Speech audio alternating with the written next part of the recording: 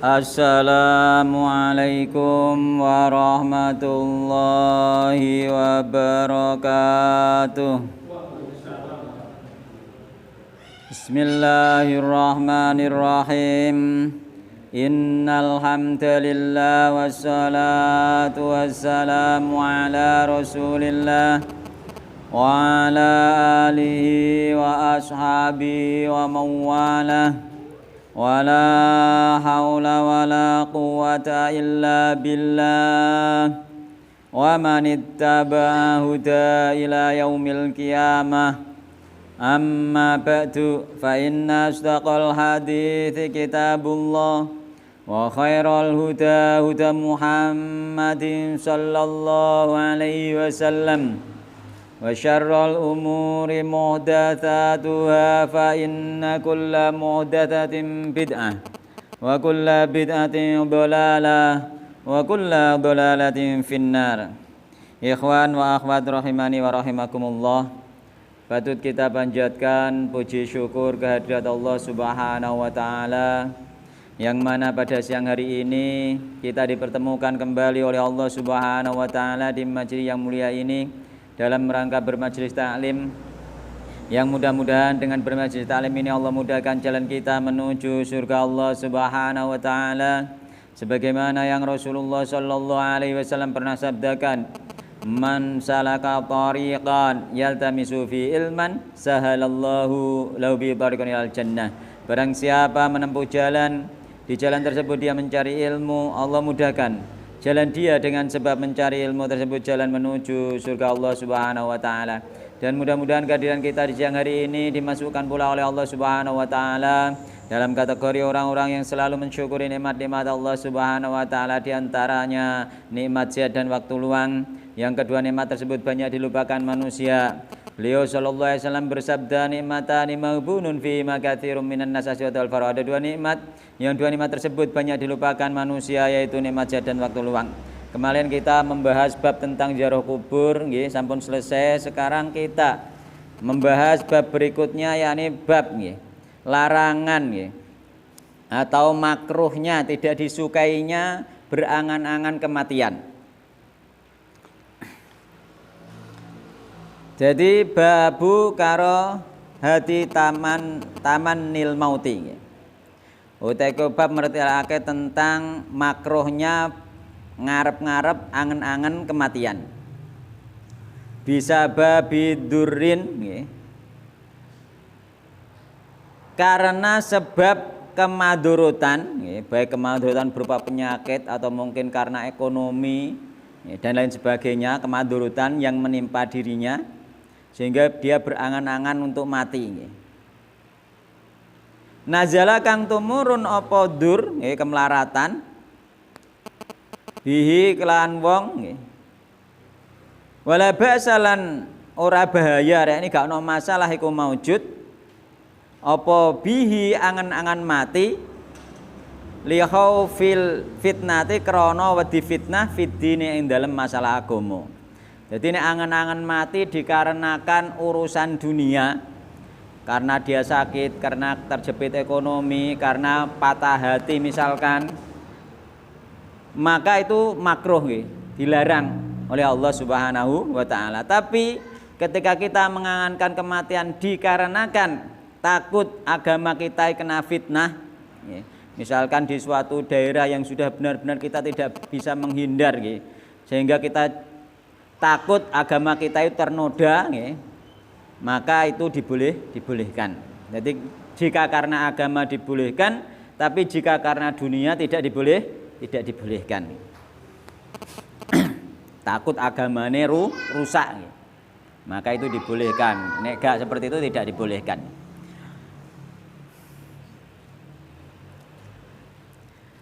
An Abi Hurairah radhiyallahu anhu anna Rasulullah sallallahu alaihi wasallam qol.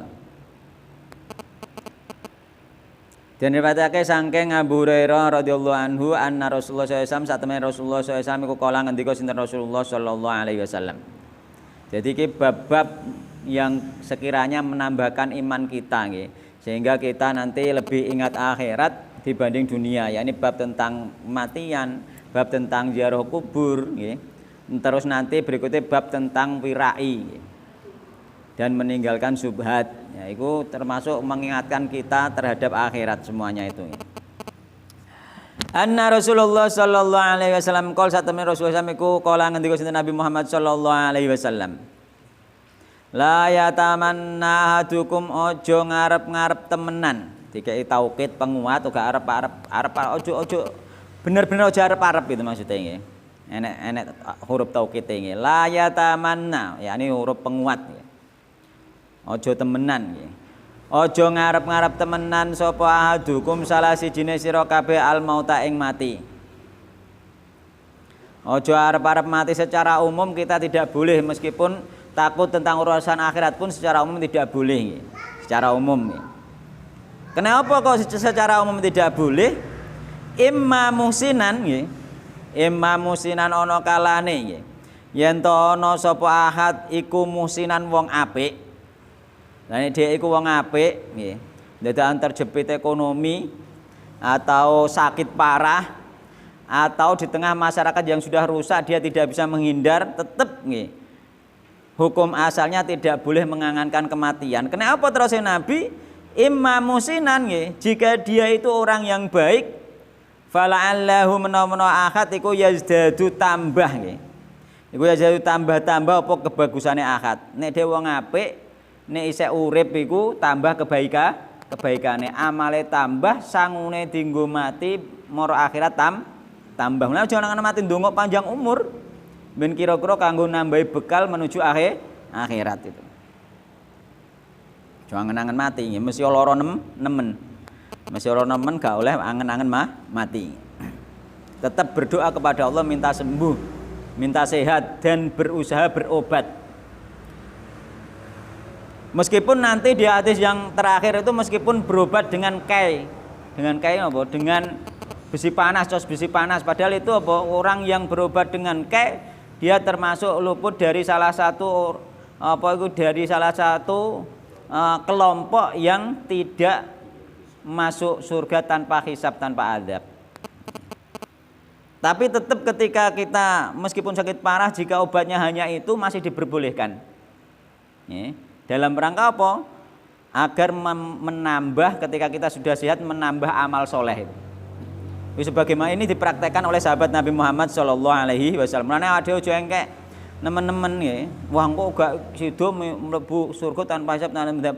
Jalan menuju surga tanpa hisab tanpa adab itu banyak. Ya, akeh itu. Ya, sahabat Nabi ae ono sing berobat dengan ketika sakit parah, itu nanti di hadis yang terakhirnya. Dengan besi panas, karena memang ternyata ada nggih, di obat-obat dokter itu tidak bisa. Obat apa itu, obat herbal juga nggak bisa. Tapi ketika dicos mari, niku wonten penyakit wonten niku. Nggih. Penyakit itu wonten nggih. Jadi ketika dicos mari. Enten niku, kula nate maos niku apa tentang kesehatan, ternyata ada memang penyakit sing diobati medis gak mari, diobati apa itu? Diobati herbal ndak mari. Marine dicos. Ada memang ya, penyakit yang seperti itu. Kok seandainya kita kena yang model seperti itu tidak apa-apa, kita berobat dengan kai.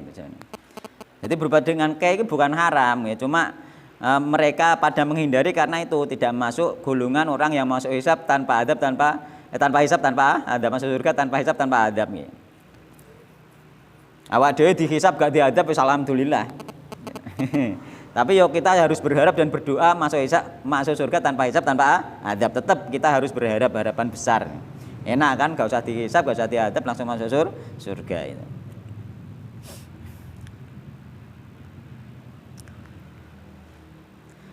Jadi aja angenan mati mesti yo kena kemadrutan lara wis nemen wis nggri-nggriken. Wis ngene iki aku mati wae timbang lara ning bayang ra iso popo ngene iki. Timbang ra iso mergawe, ra iso seneng-seneng mangan ra enak, alok mati wae, itu tidak dibenarkan nggih. Maka apa nek kira-kira dia engko sehat, masih tetap hidup nggih, maka dia akan, kalau dia orang soleh, dia akan memperbanyak amal soleh untuk beribadah kepada Allah untuk bekal besok di akhirat, kematian nggih, di bawah sangu mati nggih. Terus wa imma musian nek dhek wong elek piye? Fala'allahu yastatibu nggih, wa imma musian nggih. ana kalane nggih yen to ana sapa ahad iku musian wong sing elek fala'allahu menawa ahad iku yastatibu nggih bali marang Allah sapa ahad dia bertobat dadi wong apik nek elek ya aja putus asa muloro nemen lah ya aja njaluk mati engko nek digawe sembuh Allah sapa ngerti di kehidupan berikutnya nggih kita itu bisa bertobat dan bisa mendekatkan diri kepada Allah Subhanahu wa taala sehingga apa amalan jelek yang dulu diperbuat diampuni oleh Allah Subhanahu wa taala. Jadi ada banyak kemungkinan ketika kita masih hidup. Mulane aja angen-angen mati. Muttafaqun alaih wa hadzal Abdul Bukhari. Wa fi riwayatil Muslim lan iku tetep ing dalam riwayat Imam Muslim an Abi Hurairah radhiyallahu anhu an Rasulillah sallallahu alaihi wasallam qol la ya taman yakni kala ngendika sinten Nabi Muhammad sallallahu alaihi wasallam nggih la ya taman ahadukum aja nggih angen-angen temenan sapa ahadukum salajine sira kabeh al mauta ing mati wala yada'u lan aja ndonga sapa ahad bihi kelawan njaluk mati min qabli ayatiyahu saking sadurunge yen teka apa mati hu ing ahad innahu satemene ahad iku idza mata nalikane mati sapa ahad ing qata mongko putus apa amaluhu amale ahad nek mati amale putus tetep njaluk urip meskipun misalnya lorone iku berkepanjangan misalnya karena apa karena meskipun berkepanjangan saya urip dia masih bisa mengumpulkan pahala dengan dia bersabar dia masih mengumpulkan pahala amal yakni amal berupa sabar karena ketika sudah meninggal dia njaluk mati terus mati langsung ing qata amaluhu amale putus. Sebagaimana nenggone hadis niku idza mata ibnu adama in qata amalu illa min salasin shadaqatin jariyatin au ilmin yuntafa'u bihi au waladin sholihin yad'u lahu. Jadi terputus kita nggih nek gak tinggalan ilmu yo ora mengalir amale nggih. Illa min shadaqatin jariyatin nek ndek sedekah jariyah sik mengalir. Mulane nek ndek kesempatan duwe duit dan lain sebagainya amal jariyah nggih. Sedekah di samping sedekah secara umum sedekah jariyah. Sedekah jariyah enggak harus di masjid tok. Sampean apa itu? Ana wong gak mampu nggih, gak mampu mondok misalnya, gak mampu budal ngaji, mbok bantu budal ngaji ketika dia ngaji pinter diulangno sampean melok oleh ganjaran. Ganjaran iku ya amal jariyah iku akeh, ketok gak ketok kan? Sampean melok mbantu wong mondok nggih. Utawa wong sekolah sampean mbok bantu. Terutama nek sampean bener-bener mampu wis ketak kuliahno misalnya atau tak pondokno tak sekolahno luar negeri misalnya mbok tanggung iku kok oleh ilmu yang diamalkan itu menjadi amal jariah bagi jenengan. Tuh, luar biasa amal jariah itu. Jadi gak kur bangun masjid wis mewah kabeh, wis cukup kabeh, liyane enggak harus ke masjid itu. Ke amal-amal jariah yang lain itu banyak, enggak harus ke masjid ya. Masjid wis penuh wis ngadeg mesti dirubahno neh. Kula sing sakjane sayang kadang masjid iku urung isih apik kaya ngene iki. Jamaah ya urung mbludak, urung gak amot. Dibujati bangun neh. Sakjane ya eman iku jenenge kok mubadir dadine. Mukur hanya karena karena pengen masjidku ben megah. Iku nek cara aku mubadir harus diamalkan ke yang lain. Mergo apa masih mencukupi?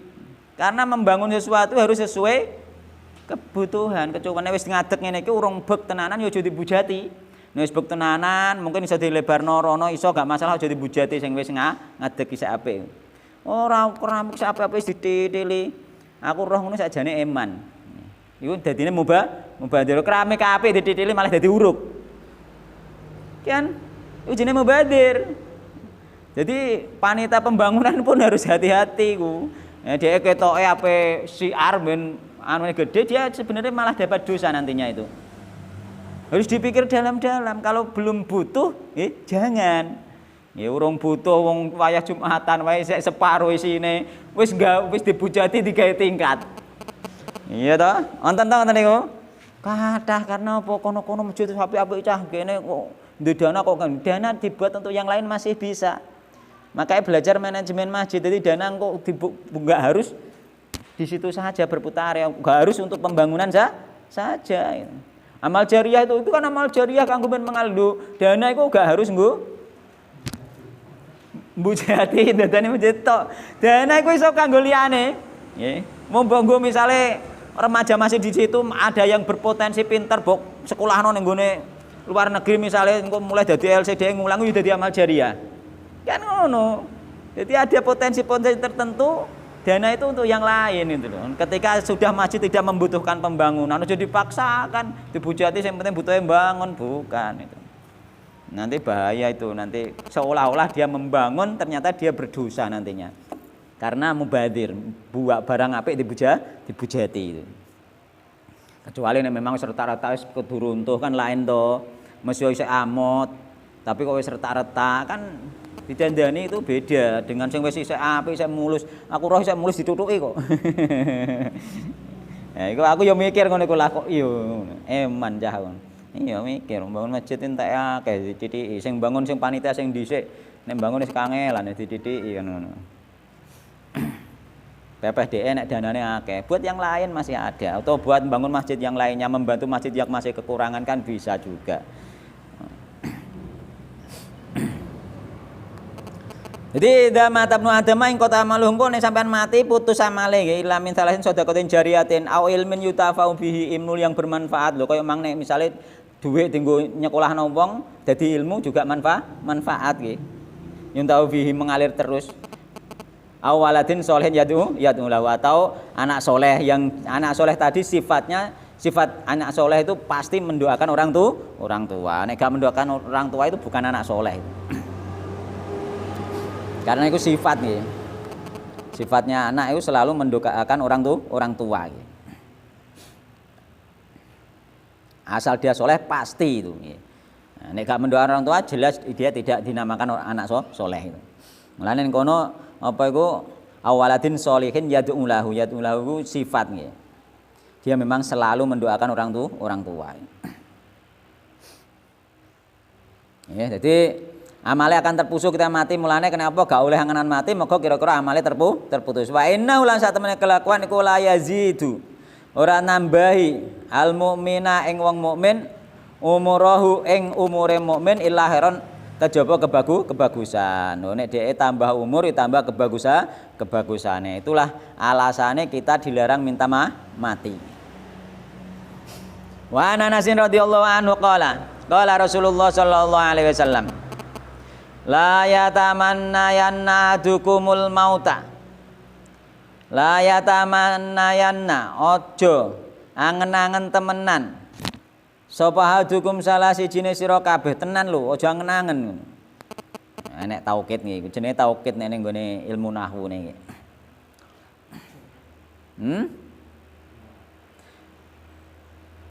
Lidurrin krana bahaya kemelaratan asaba kang ngenani apa bahaya wong ngahat, yakni kaya lara nemen contone. Fa in kana mengkon lamun ana sapa ati kula buddha ora kena ora nek wis pancen gak betah tenan lorone, wis banget lorone gak betah tenan, gak kena ora fa'ilan iku fa'ilan apa iku angen-angen mati nggih, wis bener-bener gak betah tenan. Jadi gak kena ora iku bener-bener dia gak iso ngempet pisan. Dia memang harus mati daripada loro nemen seperti itu misalnya. Fal yakul nek wis terpaksa fal yakul mongko ndonga sapa ahad ing donga Allahumma ahyini ma kanatil hayatu khairal li wa tafani idza kanatil wafatu khairal li muttafaqun alaih. Iki dongane nek wis terpaksa wis gak kuat menahan sakit misalkan. Kalau masih kuat ditahan bersabar. Aja njaluk mati nek wis ora kuat oleh nggih. Tapi iki dongane nggih. Gak harus, njaluke gak harus mesti wis gak kuat njaluke gak harus njaluk mati mboten. Enek doa bersyarat. Jadi boleh ya kita berdoa ono syaratnya boleh. Allahumma do Allah ahyi mugi-mugi nguripno panjenengan ni ingsun. Njaluk urip dhisik tapi lah nggih. Yo wis lara nemen gak kuat lah tetep ndongane njaluk urip. Maka natil hayatu ing dalem semangsane ana apa hayatu urip iku khairan bagus li kedue ingsun ya Allah uripno aku ya Allah warasno aku nggih. Nek uripku kira-kira iku dadi kebaikan kanggoku. Nek kira-kira terbaik kanggoku iku urip jenengan paring urip ya Allah. Terbaik apa maksudnya terbaik terutama untuk akhirate. Nambah amalan, nambah sangu. Wa tafani lan Mugi-mugi mateni panjenengan ni ingsun idza kanat nalikane ana apa al wafatu mati iku khairon bagus li kedue ingsun nggih. Yo jenengan mateni kula ya Allah nek kira-kira mati ku luwih apik. Artine mati luwih apik piye? Mati luwih apik cara urip dhek nambah dosa. Cara urip dhek nambah dosa timbang urip nambah dosa aluk luwih apik mati. Nek mati dosane berhenti. Jadi Allah sing ngerti iku mulane dhek ndongane ngono. Maka nek ana kemungkinan tobat ora malah nambah dosa kok wong urip kok. Nah nek kira-kira kok tambah umure tambah akeh dosane ya aluk jenengan patenilah ya Allah ngoten. Muttafaqun alaih. Nek cara kowe tetep nek cara kula sing paling apik ya tetep ndonga njaluk urip nggih. Iku nek terpaksa mau njaluk urip nggih. Asal isih kuat ngempet tetep njaluk urip dengan harapan kita bisa bertobat kepada Allah dan menambah amal soleh untuk bekal kita mati besok. Muttafaqun alaih. Karena apa? Nek belum berdoa ditambahi kok umur kok.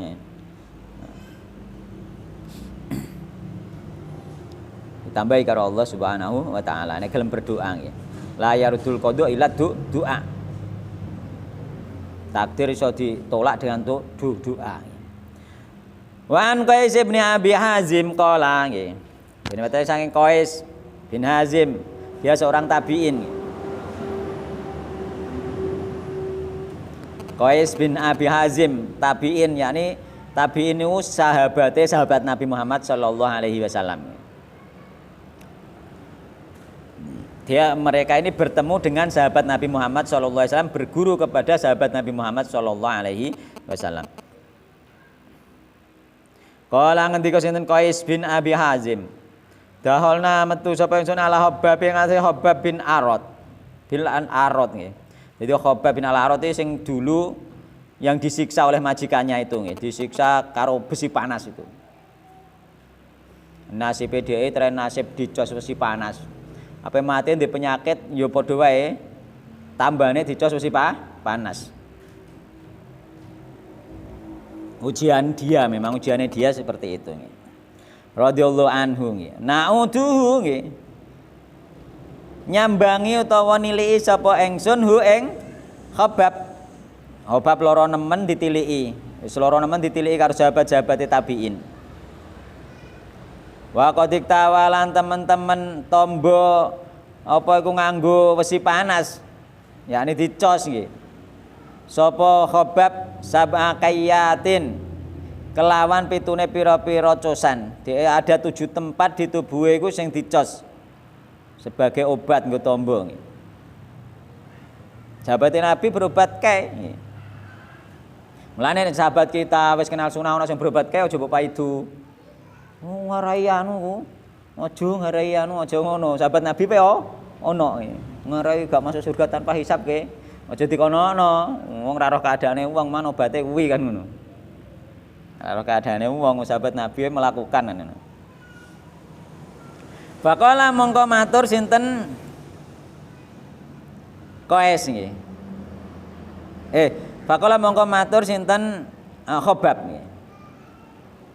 Inna ashabana nggih.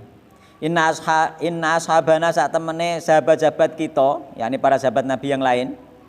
Alladzina yaiku wong akeh, rupane wong akeh, salafu kang wis disiki sapa alladzina, yakni wis disiki mati nggih. Salafu disiki sapa alladzina madho nggih.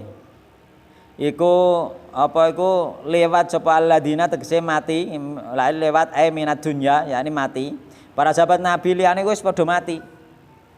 Walang tangkus hum lan orang ngurangi hum ing alladzina yakni para sahabat yang mati apa dunya duniane gak mengurangi pahalane sahabat-sahabat Nabi sing mati. Mergo apa mati saurunge sing dimaksudi mati saurunge Islam jaya, mati saurunge sahabat-sahabat sugih. Jadi sahabat-sahabat mati sing dimaksud Khabbab itu mati saurunge sugih. Nek Khabbab kan wis ngantek sugih iki. Sik ngantek sugih sik urip Khabbab. Sahabat-sahabat liyane urung sempat sugih mati. Dekne ngarane apa? Apa iku pahalane urung dikurangi karo urusan dunia. Jadi wong sugih iku nek gak iso memanage tenan-tenan yo iso mengurangi pahala itu nantinya ya. Iso lalai. Wa inna asobnalan sak temene asobna iku ngenani na ing ingsun apa malan bondo. Nek kaya kita iki yakni Hobab iki kita mendapatkan harta yang banyak. La najidu ora nemu sapa ingsun lahu kedue bondo mau dian ing panggonan ilat turaba kejaba lemah. Maksudnya piye? Bondoku wis luweh-luweh, kebutuhanku wis cukup nggih. Bondoku ora ana liyane tak kendi kecuali tak nggo bangun. Ngono. Jadi bangun. Dadi wis luweh-luweh kebutuhan keluarga wis cukup, kebutuhan apa wis cukup, sedekah ya wis sedekah, duit isih luweh. Gak ana neh mung kerja nggo bangun. Perkara iya nggo bangun. Gitu. Mulane nggih biyen kan memang jangan sahabat awal-awal kan semuanya rata-rata miskin papa ya. Bener-bener miskin, gak sandalan bereng bahkan. Terus bareng Islam Jaya mereka membangun gedung-gedung, membangun rumah-rumah. Ketika Jaya iki dibahas karo Hobab nggih. Aku nek sahabat-sahabatku sing dhisik wis meninggal gak dikurangi ganjarane karo donya nggih. Wong dhek gak kelar bangun gedung omahe wis pas-pasan. Nek kita iki duwe luwehan kena nggo bangun gedung. Walau la anan Nabi sallallahu alaihi wasallam dia kan loro nemen iki. Walau la lan lamun ora anan Nabi sallallahu alaihi wasallam iku nahana nyegah sinten Nabi na ing kita. Anna dua ing yen to ndonga sapa kita bil mauti lan mati nggih. Nek Nabi gak nyegah kita agar kita tidak meminta mati nggih, meminta mati dicegah Nabi. La da'atu mongko teman-teman ndonga sapa itu biye njaluk mati. Nek gak dicegah Nabi aku wis mesti njaluk mati. Mengko wis banget lorone nemene. Nganti nek gak dicos gak mari lorone. Heeh. Banget nemene. Dhek aluk angen-angen mati. Dadi dhek angen-angene mati iki perkara apa? Perkara melarat kan ngoten. Seandainya gak dilarang Nabi aku wis ndonga njaluk mati. Karena dilarang Nabi yo gak kan ngono. Mesti wis lara nemen nggih. Tsumma atainahu mongko nuli teka nggih.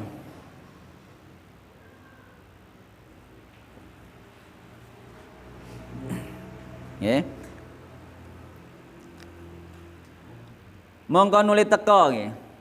Sapa ingsun hu ing Hobab terus di lain waktu nggih sahabat-sahabat sing mang niliki pas loro mau di lain waktu nggih ndolani Hobab neh Hobab wis mari. Wis sehat nggih. Maratan yang dalam ambalan ukhra kang liya di hari yang lain didolani neh karo tabiin ni mau. Bahwa hale uta Hobab iku yabni bangun sapa Hobab haiton ing dinding. Lahu kedue Hobab. Hobab bangun dinding, yakni membangun gedung lah gampangane. Faqala mongko matur sinten Hobab. Iki sing perlu digarisbawahi nggih. Wong saiki akeh membuang harta sing sia-sia gak ono ganjarane. Saiki. Innal muslima satane wong muslim iku layu jaru teman-teman den ganjar sapa muslim fi kulli shay'in ing dalam segala sesuatu yunfiku kang infakna sapa muslim hu ing syai'. Wong muslim iku diganjar nggih ning gone hartane mau diinfakkan di segala sesuatu diganjar karo Allah Subhanahu wa taala. Nggih, diganjar nggih. Sampean nggo apa iku didik anak, mbok nafkahi bojo nggih, mbok nggo sedekah, mbok nggo semuanya diganjar karo Allah Subhanahu wa muslim iku nggih. Illa fi syai'in kejaba ing dalam sesuatu nggih. Ya ja'alu kang dadekake sapa muslim hu ing syai' fi hadat turabi yang dalam iki lemah. Dhek kuwi kejaba sesuatu sing dienggo bangun iki. Bangun maksudnya apa? Bangun sesuatu yang dia sudah tidak butuh. Nggih. Bangun sesuatu yang dia tidak butuh, maka iki gak ono ganjarane. Mubah saja boleh, tapi gak ono ganjarane. Gitu. Iki terase Hobab nggih. Nggih. Heeh. Dadi nggone dhek dhewe, dadi dhek ngendari sahabat-sahabat tabi'in nggih. Wong iku hartane diinfakno ning ngopo wae diganjar karo Allah Subhanahu kecuali iki tak nggo bangun iki. Mergo apa? Hobab omahe kan wis duwe omah, wis cukup. Tapi sik bangun maneh. Maka bangun sing maneh iki nek hanya sekedar apa bangun saja, maka dia tidak dipahalai oleh Allah Subhanahu wa taala kecuali bangun untuk kerja lain. Bangun rumah cah nggo kos-kosan, beda lain. Nek mokor anggur-angguran nggak ada tujuan, butuhnya mokor megah-megahan tok, nggak ada pahalanya. Tapi nek ada tujuan, bangunnya misalnya mamam wis duwe kok bangun iki bangun misalnya bangun untuk gawe kos-kosan kan, untuk kerja beda lain lagi nggih. Jadi nek hanya sekedar sekedar cara wong Jawa apa wah nggih, sekedar ben di pamer, apalagi pamer nggih, sekedar apalagi di desa tersebut. Makanya disyariatno nek sampean di suatu desa nggak boleh bangun itu melebihi tetangga secara umum. Harus paling enggak seimbang. Ning desa membangun istana, enggak boleh itu. Itu enggak dipahali oleh Allah Subhanahu wa taala. Ya, ning desa bangun istana, kan ana saiki wong sing sugih-sugih iku tanggane wis rumah biasa, tembok biasa, dia membangun yang mewah. Istana sangat tidak seimbang. Itu sebenarnya tidak boleh, meskipun sampai di duit itu tidak boleh sebenarnya. Adab di dalam membangun itu seperti itu. Meskipun sampai di duit, gaya istana di tempat yang sekiranya sekitarnya nggak seperti istana. Itu tidak boleh itu. Dilarang di dalam agama. Itu adab di dalam membangun. Apalagi di tempat yang sempit, bangunan ndek kabeh kok gawe tingkat, ngedang-dangi angin ning gone tanggane sampean itu malah nggak boleh juga. Maka nek sampean ingin bangun sing lebih baik bagus yang golek tempat perumahan yang memang sing bagus itu. Jadi seimbang itu. Obab juga seperti itu, beliau bangun padahal sudah nggak butuh. Dia waktu apa mati itu kan wis nggak butuh meneh. Pada waktu itu dia sembuh terus bangun rumahnya, padahal dia sudah punya rumah untuk ditempati. Itu tidak baiknya. Jadi aluk dinafkahkan ke jalan yang lain. Sembuhlah terserah, digawe usaha atau apa yang lain terserah nggih. Aja dienggo bangun sing sekiranya sia-sia. Ya boleh mubah, harta-hartane ini boleh, sifatnya mubah nggih. Nah ini nanti masuk kategori ning gone apa wong sing zuhud. Nek zuhud itu meninggalkan sesuatu yang mubah wong zuhud itu. Tapi nek wong wirai itu meninggalkan sesuatu yang berbahaya untuk akhirat, yang subhat, yang haram itu ditinggalkan oleh wong wirai, tapi nek wong zuhud meninggalkan yang mubah. Yang mubah itu ditinggalkan hanya sesuai kebutuhan. Itu wong sing zuhud. Jadi zuhud tingkate tinggi. Engko bab iki bab selanjutnya warak ambek bahas warak nanti kaitannya dengan zuhud. Jadi faedah hadis ini diantaranya larangan mengharapkan kematian nggih. Meskipun sakit parah sebagaimana khobab sakit parah kita tetap ada larangan mengharapkan kematian nggih. Nek terpaksa dikondongo seperti tadi nggih. Ya Allah, hidupkanlah aku, tetap doanya minta hidup dulu nggih. Jika hidup itu baik untukku dan matikanlah aku jika mati itu baik untukku. Terus kemudian faedah hadis lagi disyariatkan pengobatan dengan besi panas itu dibolehkan. Faedahnya. Terus kemudian faedah lagi nggih, tidak ada pahala nggih bagi harta yang digunakan untuk lebih dari kebutuhan. Tidak ada pahala nggih. Tidak ada pahala tapi boleh gitu. Tapi tidak ada pahala nggih bagi harta yang digunakan untuk lebih dari kebutuhan. Tapi boleh nggih. Ojo barane haram, tapi boleh. Terus kemudian di antara faedah hadis lagi nggih sebagaimana hadis yang kedua tadi, yakni boleh kita berdoa dengan bersyarat. Syaratnya nek kira-kira urip ku apik jenengan uripno ya Allah, nek kira-kira urip iku elek jangan pateni kan ngoten. Nah, terusan juga di antarane doa bersyarat itu doane orang yang bersumpah li'an, nggih, saling mengutuk mbek suami istri yang saling menuduh zina itu. Yang kelima kan doane jika aku benar-benar bersalah nggih, cara sing dituduh, maka aku rela dilaknat oleh Allah Subhanahu wa taala nggih. Jika bersalah itu. Sing wedok ya ngono, nek dhek bener misalnya sing nuduh, nek dhek bener aku rela dilaknat. Iku sumpah li'an. Itu ada syarat nggih. Nyoro sumpah li'an dulu pernah ada nggih. Nek saiki insyaallah mboten enten. Ya ora ana sing nglakoni. Misale nuduh bojone zina, bojone saiki mari ngalih ning sumpah pocong kok. Enggak, aslinya kan ada iku sumpah seperti itu ada. Misalnya suami istri menuduh nggih, sing wedok misalnya nuduh sing lanang berzina, sing lanang mukir, enggak ada bukti, enggak ada saksi, sumpah. Sing lanang sumpah yang kelima, sing lanang mengatakan Aku rela dilaknat Allah jika aku benar-benar berbuat salah, misalnya berbuat zina.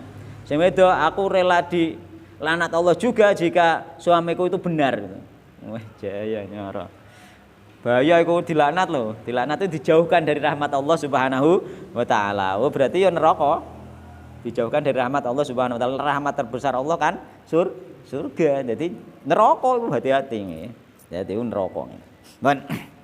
Jadi di antara hadis tentang kita agar jangan mengangankan kematian. Ini hadisnya hanya sedikit ya, hanya 3 hadis.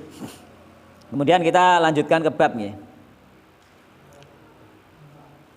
Babul wara'i wa tarkis syubuhat. Bal wara', bab wara' nih.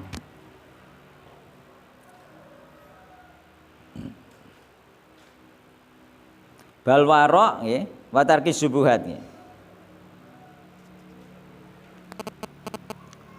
Terus Imam Ibnu Taimiyah ya, al wara'u tarku ma takhafu dararu fil akhirah. Wara' itu ada meninggalkan sesuatu yang dia takut sesuatu tadi membuat madorot dia di akhirat. Jadi meninggalkan sesuatu yang menjadikan dia mendapatkan madorot di akhirat. Contohnya apa? Meninggalkan barang subhat. Karena subhat itu akan menjatuhkan kepada keharaman dan berbahaya untuk akhirat. Itu wara'. Nek zuhud terus Imam Ibnu Taimiyah az-zuhdu tarku ma la yanfa'u fil akhirah.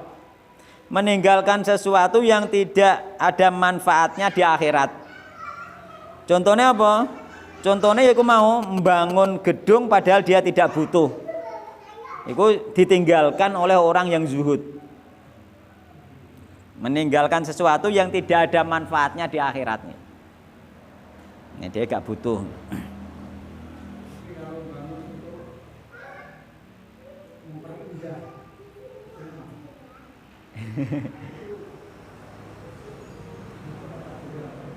Tujuannya apa merindai rumah?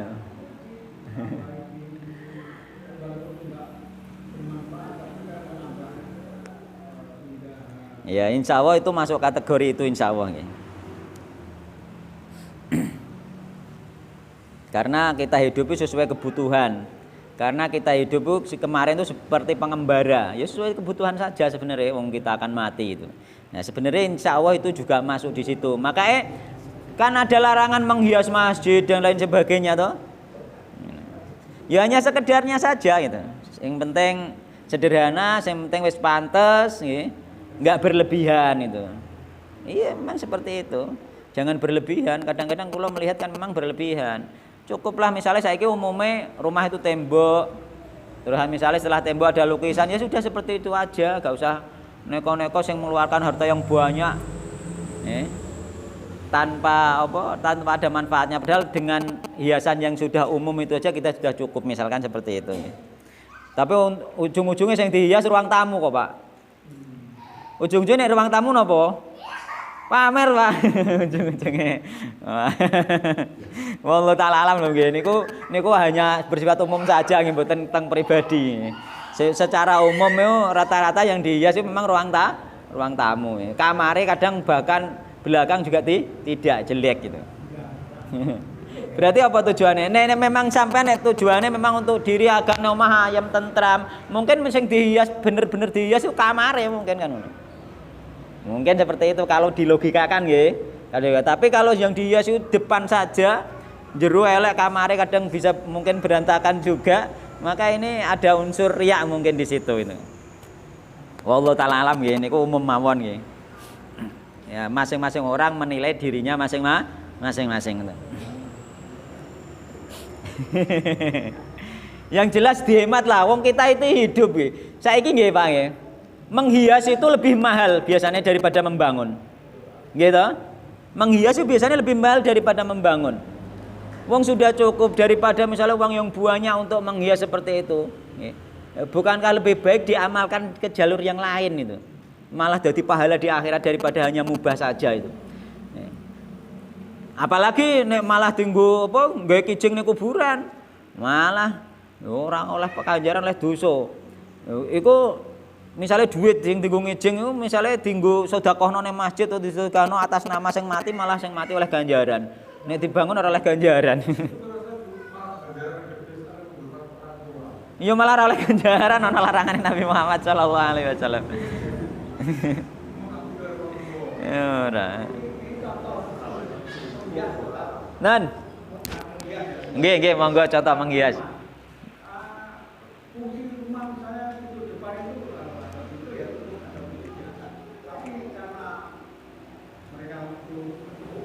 Nggih. Nggih. Heeh.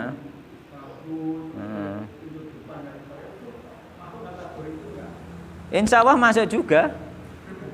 Kan niku lebih dari cukup sudah. Pengen apa niku? Pengen wah mungkin. Cobalah koreksi di hati kita nggih. Ketika kita membuat seperti itu, apa yang ada di hati kita? Nek kula secara pribadi mungkin nggih, nek kula sendiri seandainya kula misalnya wis omah wis apik wis biasa dipakai kena, terus aku nggawe ukuran surgane mahal, apa yang ada yang terbetik di hati? Yang terbetik di hati mungkin ya wah gitu.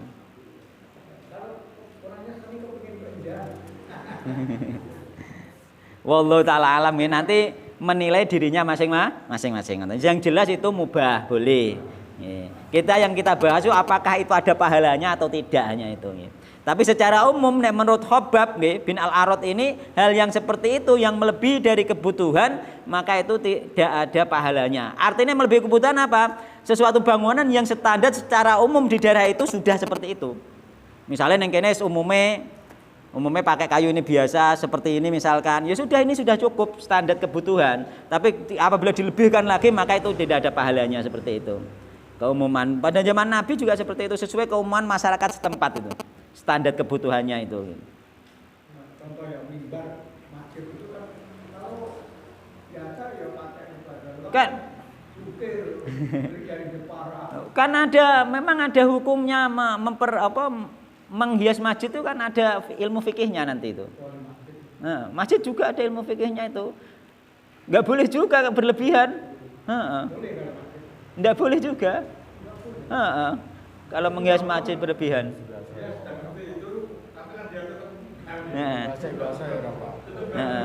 Nanti yang penting standar kebiasaan masyarakat di daerah seperti itu. Kalau sudah kebiasaannya seperti itu maka itulah menjadi standar umum kebutuhan itu loh ya.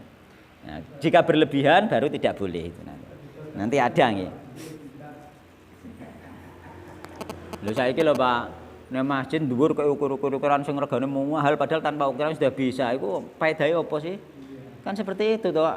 Bukankah lebih baik itu duit untuk itu diperuntukkan yang lain yang lebih berguna, seperti itu loh maksudnya. Itu. Wallahu taala alam ya. Kita biasa standar wae, yang penting standar bangunan daerah setempat bagaimana ya sudah.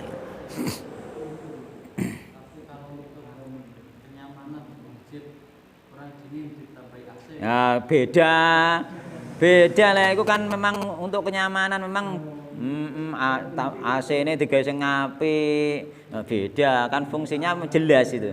Fungsinya jelas itu. Ya, beda loh nggih. Ya nanti itu dibicarakan kemudian, ini kan sifatnya umum saja nggih. Sifatnya umum saja, enggak harus pokoknya yang penting gak oleh ndak. Sifatnya ini umum. Nggih. Untuk sesuatu yang lain nanti bisa dipikirkan, ada ilmu fikihnya tersendiri. Boleh itu. Tuh ya. Intinya kita itu harus hidup sederhana, intinya seperti itu. Ya ini apa menjadi kumang lho, kumang zuhud kategori ini. Tapi nek kira-kira tetap nggawe bangunan sing mewah sampean rumahnya boyas mewah iku sing jelas sampean gak zuhud, tapi saya masuk kategori warok. Warok kan gak haram iku. Sampean kan gak dengan duit haram juga tidak nggih. Dengan cara haram juga tidak. Ukirannya juga bukan ukiran berhala misalnya, kan boleh saja itu. Masuk kategori warok nggih, tapi gak masuk kategori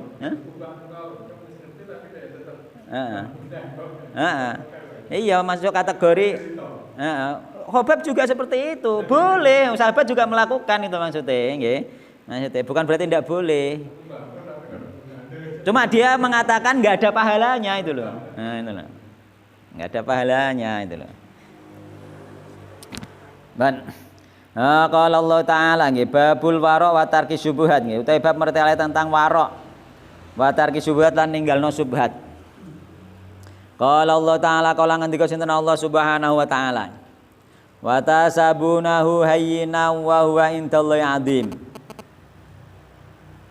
Wa tasabunahu lan nyono sapa sira hu ing ifkun, yakni berita bohong, hayyinan ingkang enteng remeh. Wa huwa hale uta berita bohong indallahi ana ing ngersane iku azimun agung gedhe. Jadi iki masalahnya kita jangan meremehkan sesuatu yang ketoke remeh itu nih. Nah, itu tidak boleh. Wong warok nggih, wong warok itu meninggalkan hal yang seperti itu ketoke remeh padahal besar di sisi Allah Subhanahu wa taala nggih. Rasan-rasan ana berita sing beredar langsung mbok sebarno padahal sampean gak ngerti kebenarane. Itu masuk kategori nanti subhat, bener ndak berita itu. Maka oleh orang-orang warok iki kan bab warok ditinggalkan hal yang seperti itu. Sampai nek ana berita aja nanggake langsung di-share, delok bener ndak itu. Nah nek nge-share ning gone kancane dhewe nakono iki bener ndak, itu boleh. Jenenge apa ngono iku? Klarifikasi atau konfirmasi ning gone temene sing mungkin dianggap tahu, ini bener ndak ya seperti itu. Misalnya boleh, tapi jangan di-share secara umum seolah-olah itu kebenaran itu. Nah, ini termasuk masuk kategori wahwa indallahi azim. Berita yang beredar yang kita iki ayat sebelumnya kan orang yang mengedarkan tidak tahu kebenaran berita tersebut itu. Jadi ketika kita tidak tahu kebenaran berita tersebut, ketika kita menyebarkan maka kita jatuh termasuk orang yang tidak warok. Iya, apa itu masuk apa itu mengarah kepada dosa dan bisa jadi dosa. Mengarah kepada dosa. Iya. Mengarah kepada dosa nggih. Mulane apa iku subhat itu masuk kategori haram. Karena subhat itu mengarah kepada yang haram itu. Tetap tidak boleh. Niki ifak iki maksudnya dulu itu berita bohong tentang tuduhan selingkuhnya Ibunda Aisyah. Aisyah dituduh selingkuh terus sahabat-sahabat liyane langsung podo nyebarno podo omong ya padahal gak ro kebenarane. Maka berita apapun ya dari faedah ayat ini berita apapun yang sampai enggak jelas baik itu politik ataupun apa ya nek gak jelas jangan disebarkan ya. Nambahi dosa ya. Jadi cara ning gone hadis berikutnya kaya wong angon ning gone tepi tanduran. Wis to, mbok tinggal lengah saithik mangan tanduran kan ngoten. Angon nek wedhus nek bongon ning nggir tanduran ngono. Kayak ngantuk saithik pelengakan saithik mangan tanduran. Mambe mlaku wae wedhus dingon nek gak dikemanaki nggih biyen aku kan angon nggih biyen. Wedhus budal digiring dingon nek gak dikemanaki lewat tanduran ning ngene kok mbek mlaku. Itu. Nek dikemanake aman nganti nggon nek kemanake ditetek. Ya biyen kemanake apik kopring ngono kadang nek gawe tepring gawe wadah sabun wing. Teblosi ya padha paling kene kono. Ya iku apa ben gak mangan tanduran ning dalan dikemanake itu. Ya jadi hati-hati dengan sesuatu yang sepele nggih. Wa qala ta'ala inna rabbaka labil mirsad. Inna rabbaka satame rabbika iku labil mirsad teman-teman zat kang nginjen-nginjen sinten Rabb. Dadi Allah iku mengawasi kita, diawasi mulane kita hati-hati meskipun barang ketoke sepele maka kita hindari nggih. Ketoke sepele lah sesuatu yang mengarah kepada dosa itu kita hindari karena kita diawasi oleh Allah Subhanahu wa taala. Iki nanti kita akan menjadi orang yang wirai. Nggih. Nek pengen jadi orang yang zuhud ya aja berlebihan iku mau dari kebutuhan iku wong zuhud hebat wong zuhud. Wa anin Nu'man ibn Bashir radhiyallahu anhu maqala sami'tu Rasulullah sallallahu alaihi wasallam yaqul innal halala bayyinun sak temene halal iku jelas. Halal itu jelas nggih. Wa innal harama bayyinun dan haram itu jelas. Jadi halal itu adalah nggih asal hukum segala sesuatu nggih itu halal nggih. Boleh.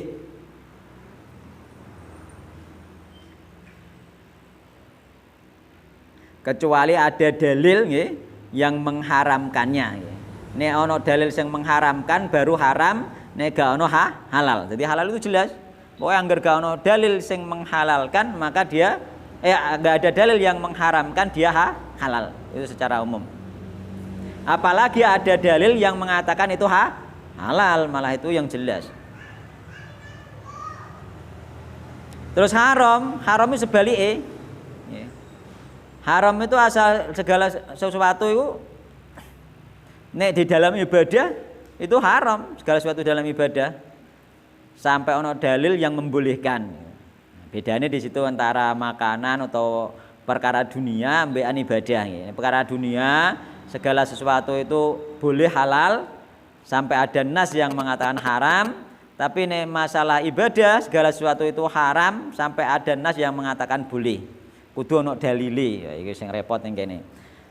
Kecuali hanya sekedar adat bukan ibadah, maka enggak apa-apa ya adat. Contohnya adat itu apa? Adat itu misalnya wong mati pocongnya nek kene ditetek iku adat. Boleh ndak ada masalah. Meskipun enggak ono dalil-dalile ndi pocongane ditetek enggak ono, kok goleki tapi enggak ono mok. Itu adat, maka adat yang seperti ini nggak usah ditentang, ya ditetek tidak masalah daripada rame-rame karena itu adat nih. Nah, adat wong kene nek dikek tandune dikek tutup, itu adat. Gak ono syaratnya kudu nek budal ning nggone kuburan diangkat kudu tandune nek tutupe ndak, mbok pondonge nek kuat ke bocah cilik ora apa-apa, ngono. Iku adat ngoten. Maka hal seperti itu tidak usah ditentang. Jadi adat yang berlaku di masyarakat asal tidak menentang syariat jangan ditentang. Engko malah jadi masalah. Buat tentang jadi masalah. Malah ora usah ditetek poconge ora apa-apa, ora ono dalile ngono. Ah, senene wong akeh kowe wong adat. Nan? Wah, nah itu lain itu bid'ah niku. Mboten niku. Itu kan masalah amal ibadah pisan. Nah, itu kan amal ibadah, adzan kan amal ibadah. Nah, beda nguculi pocong, naleni pocong kan gak masuk amal ibadah. Secara hukum umumnya. Nah, ini itu bukan adat karena ada keyakinan mungkin. Nah, nek ada keyakinan nggak masuk kategori adat. Yang penting kalau nggak ada keyakinan ndak adat sih, tapi karena pasti ada keyakinan kan itu. Nah, kalau ada keyakinan nggak masuk adat. Sajane duwe 1.000 ngono ya ora apa-apa. Nek mbuake duweke rodok luwung, tujuane apa? Ben iki sedekah mayit misalnya tujuane ngono ben ditilih sing gelem sedekah mayit ngono gak apa-apa insyaallah. Tapi ora tujuane kan gitu. Nggih nek tujuane sedekah duitnya ya luwung berharga ya insya Allah tidak ada masalah lah. Cobalah ya sedekah. Allah taala alam. Nggih niku mboten adat niku. Nek murni adat mulane terus Syekh Imam As-Satibi membahas masalah bid'ah itu kalau memang murni adat nggih, enggak ada sangkut pautnya dengan keyakinan keyakinan masalah tauhid dan masalah ibadah, maka dia tidak termasuk bid'ah. Murni adat.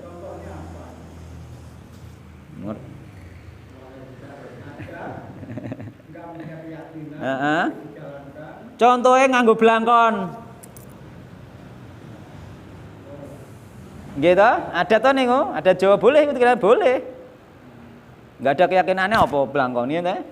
Nah, atau pakai topi. Nah, pakai keris, misalnya wong Jawa memang ada pakai keris, asal nggak meyakini keris itu ada sesuatu ya khodam yang membantu, nggak ada masalah adat. Nah, maca adat Jawa misalnya pakaian nganggo ngene, sing penting nutup aurat, nggak masalah sampean maca Jawa, karena itu adat Jawa murni adat itu. Mau klambi batik, oke. Nah, itu adat itu seperti itu. Dan mulane Imam As-Satibi mengatakan jika murni adat maka tidak termasuk bid'ah. Mulane Ahlussunnah wal Jamaah sebenarnya juga boleh menghidupkan adat itu, tapi adat yang murni adat.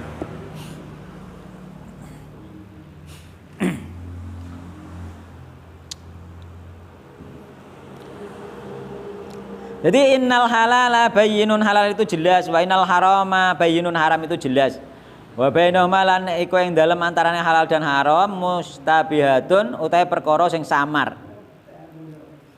La ya'lamuhunna katsirun minas, la ya'lamuna ora ngerti hunna ing perkara sing samar sing subhat sapa kasirun kebanyakan minanasi saking manusa, akeh-akeh wong gak ngerti. Faman ittaqa syubhati, faman mongko utahe sapane wong iku ittaqa lamun ngedohi sapa man asyubhati yang perkara subhat, istabro'a mongko lebaran sapa man lidinihi maring agama man wa irdilan kehormatane man. Jadi wong nek ninggalno parang subhat slamet agamane, slamet kehormatane. Muga gak ngarah terjatuh ning gone sing haram. Nggih, slamet agamane, slamet kehormatane. Wa man utai sapane iku paqa alamun tumiba sapa man fi subhat yang dalam perkara subhat, sapa wonge sing terjatuh ning perkara subhat, waqa mongko tumiba sapa man fil harami ing dalam perkara haram. Nah iki lho ngendikane Nabi Muhammad SAW, wong nek jatuh ning subhat maka dia jatuh kepada perkara yang haram. Mulane nek ana berita gak jelas gak usah sebarno, mondak terjatuh ning gone perkara sing haram. Jadi perkara ning haram itu bisa jadi ngeten nggih. Jadi dia jatuh kepada yang haram dan dia sendiri menyangka bahwa itu tidak haram. Kan ngoten. Makanya subhat itu kan gak jelas iki mbah halal mbah haram tapi dia kan mlebu. Bisa jadi itu haram dan dia menyangka tidak haram gitu. Jadi makanya kalau aja mlebu ning perkara subhat mergo apa? Engko ndak sampean mbok anggap gak haram ternyata haram gitu. Mulane jatuh kepada haram. Atau dia melakukan subhat sedikit demi sedikit nanti akan berani melakukan yang haram. Wong nek wis pani nglakoni subhat, mana kedua terus para ulama, mana pertama dia akan terjatuh kepada yang haram, dia merasa bahwa itu tidak haram. Yang kedua, dia melakukan perkara subhat itu jika sering dilakukan, nggih sedikit demi sedikit akhirnya berani melakukan yang haram. Contohnya apa? Contohnya ya, Kevian gak ana joget to? Saiki ana. Ya sedikit demi sedikit. Jadi orang yang melakukan perbuatan haram itu sedikit demi sedikit haramnya nanti akan semakin besar. Maunya subhat sering terus haram kecil sesuai berani yang besar.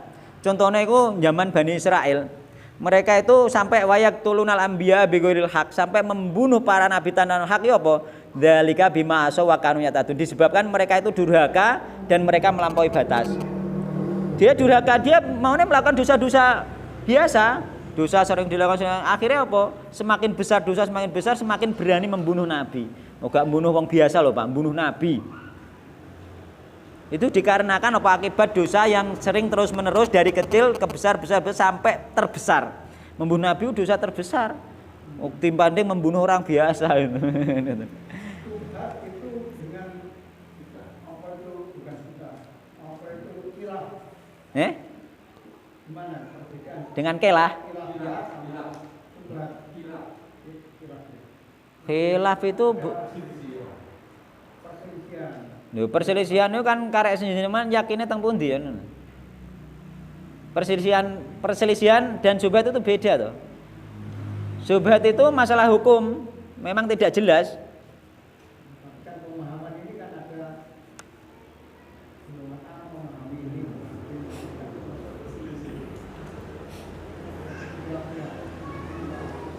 Kalau khilaf itu kan ada yang memang boleh gitu. Khilaf ada yang memang boleh.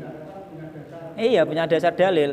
Ketika sampean berbeda dengan misalnya ustadz ini berbeda dengan ustadz itu, dia punya dalil, dia sendiri bukan namanya subhat, wong dia jelas punya dalil. Kan gitu. Makanya kan gak subhat kan bagi dia. Ustadz yang situ juga gak subhat, dia punya dalil dan dia yakin. Beda dengan subhat. Subhat itu memang gak yakin itu loh. Gak yakin tentang halalnya, gak yakin tentang haramnya, belum jelas itu. Gak jelas. Kalau jelas ya sudah jelas.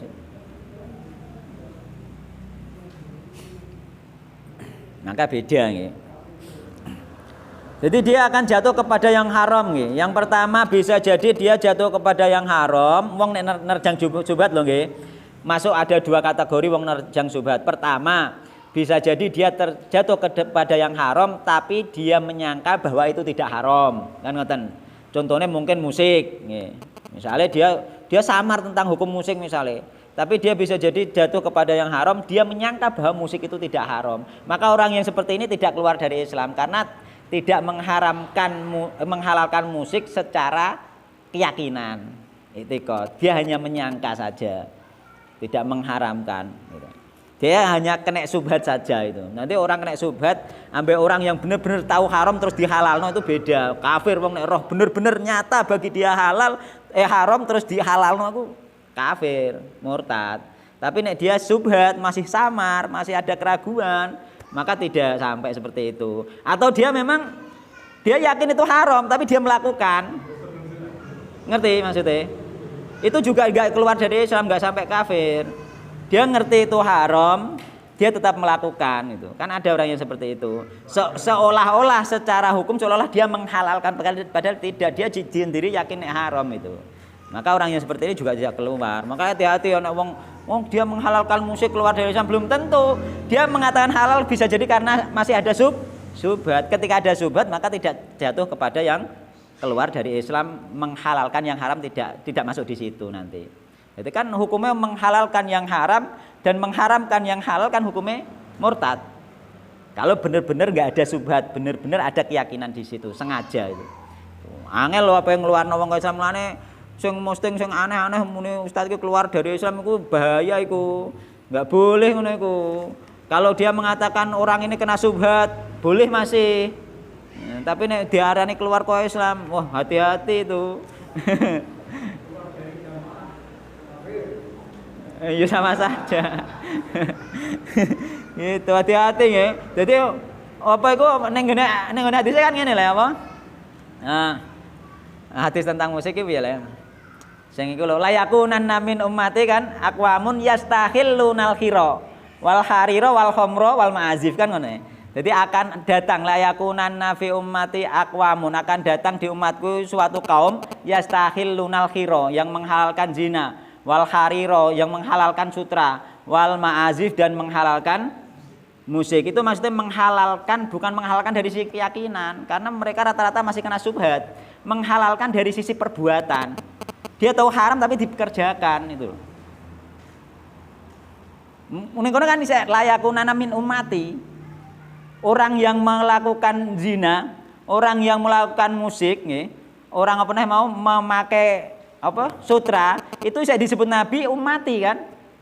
Layakunana min ummati, dia masih orang Islam gitu loh. Cuma dia terjatuh di situ seolah-olah menghalalkan dikarenakan masih ada subhat itu. Maka jenengan takoki ini saya tidak menghalalkan pasti seperti itu karena ada subhat itu.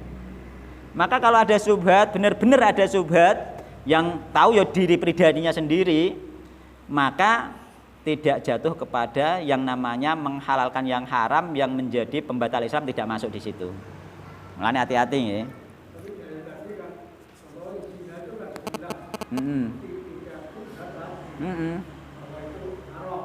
Iya, contohnya dari subhat seperti ini. Misalkan nikah mut'ah, orang awam kan gak paham, dikiranya dia akan mengikuti aliran padahal dia orang Islam. Dikiranya aliran itu bener, dikiranya nikah mut'ah itu bener. Maka nikah mut'ah kan juga ada dalilnya. Ono dalil pada zaman sahabat dulu sebelum dilarang ada kan, dibolehkan kan nikah mut'ah itu. Lah, ternyata orang awam ini mempunyai keyakinan bahwa nikah mut'ah itu halal, maka ini jenenge dia bukan menghalalkan yang haram, dia subhat, ada subhat. Dia nikah mut'ah, dia yakin bahwa itu halal masalahnya. Padahal sudah dimansuh, berarti kan ada subhat kan? Dia belum tahu, belum paham. Maka ini tidak masuk kategori keluar dari Islam. Ini jenisnya menghalalkan zina. Itu sudah kategori zina tapi dianggap halal. Nganggep halal berdasarkan ada dalil. Karena orang awam kan bisa jadi ada orang awam yang tersesat di suatu kelompok, dia yakin kebenaran kelompok tersebut. Dia, oh ini boleh kok, ternyata ada hadisnya kok kan ngono.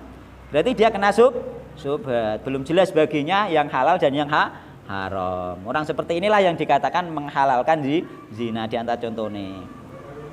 Ya, sutra juga seperti itu. Sutra coba wong-wong sing nganggo kain sutra itu mbok takoki, dia tidak menghalalkan sutra, udah dalile jelas sutra haram. Dia ngarani umum iki sutra gawean pabrik dia kan ngono. Sing haram kan sing isih murni ngono kan ngono. Nah, itulah yang namanya subhat.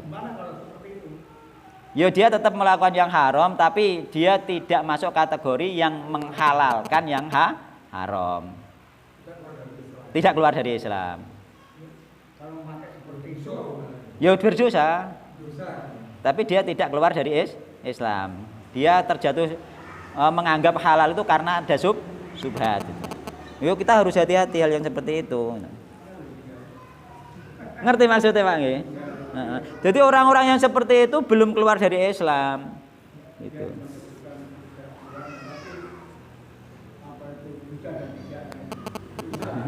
Ya tetap berdosa. Gitu. Wallahu taala alam itu ya. Itu menurut pemahaman yang kang kula terima nggih selama ini kan seperti itu nggih. Jadi kita tidak boleh bermudah-mudah mengatakan orang keluar dari Islam nggih dengan sembarangan nggih. Nah, kemudian iki waman waqafis subhati waqafil harami, barang siapa yang jatuh kepada subhat maka dia jatuh kepada yang haram terus Nabi. Contohnya apa? Karoi yar'ai halal hima, kaya wong sing angon nggih, angon ning gone sekitar bumi larangan. Ninggir pertanian, nggir jagungan dhek angon.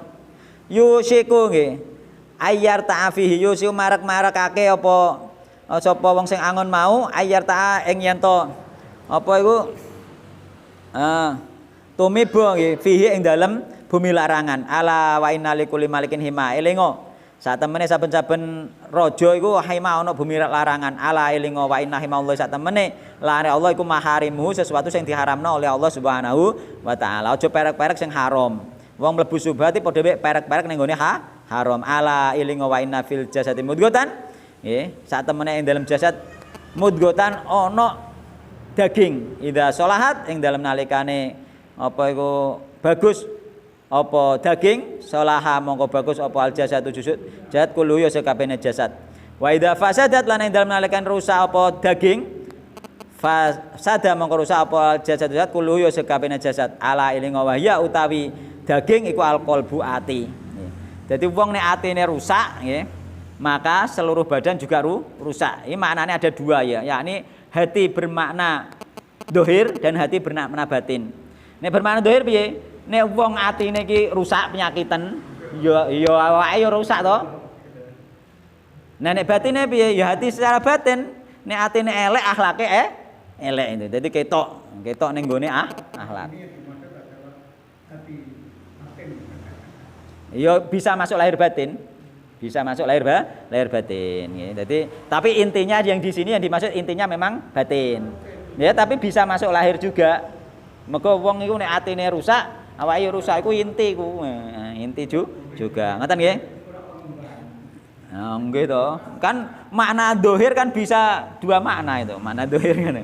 Idza sholahat sholahal jasad kulluhu. Jadi iki makna dohir bisa, makna batin bisa. Tapi yang baik dimaknani dua-duanya benar muttafaqun alaih wa rawayahu min turukin bi alfadin mutaqaribah. Jadi riwayat ini ada beberapa riwayat yang lafadznya berbeda-beda, yang ditulis ning nggone arba'in juga berbeda dengan ini kok. Kula sing kula hafalake mboten niki, sing teng arba'in beda, ada perbedaan sedikit tapi maknanya sama. Wallahu taala alam. Ya, semoga kajian yang sedikit ini membawa barokah, manfaat, menambahkan ilmu kita, menambahkan ilmu kita, ya, mengembangkan ilmu kita agar kita semakin mengetahui sesuatu. Ya. Wallahu taala alam. Subhanakallahumma bihamdika asyhadu an la ilaha illa anta astaghfiruka wa atubu ilaik. Wassalamualaikum warahmatullahi wabarakatuh.